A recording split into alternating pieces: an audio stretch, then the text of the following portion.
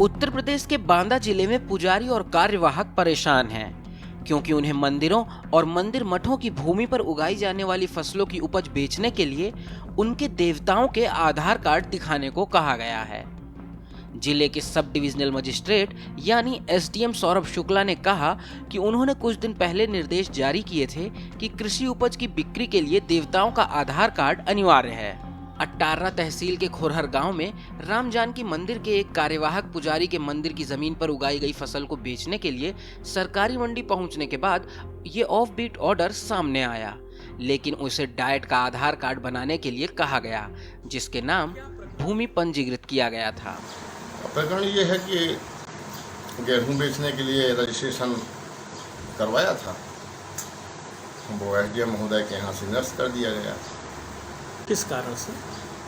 अब कारण मैंने पूछा तो सौरभ शुक्ला साहब एसडीएम हैं, तो वो कह रहे थे कि जिसके नाम जमीन है उसका आधार चाहिए तभी सत्यापित करेंगे। जमीन किस? भगवान के नाम है, ठाकुर राम जानकी महाराज के नाम। फिर क्या हुआ, गेहूं आपका वहाँ नहीं बिक सका?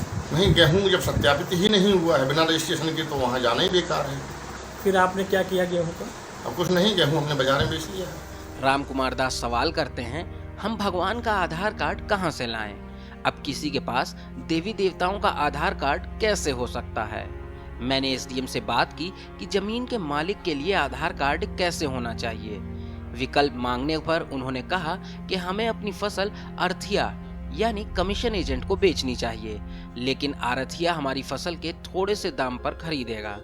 उन्होंने कहा, अगर हम मंडी में फसल नहीं बेच सकते तो हम खर्च कैसे पूरा करेंगे और अपना भोजन कैसे प्राप्त करेंगे?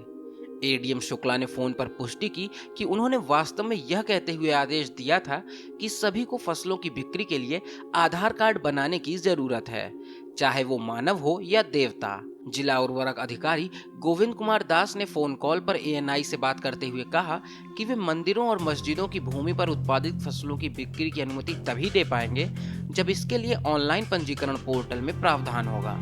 उन्होंने कहा कि अगर सरकार अनुमति देती है तो हम निश्चित रूप से फसल खरीदेंगे।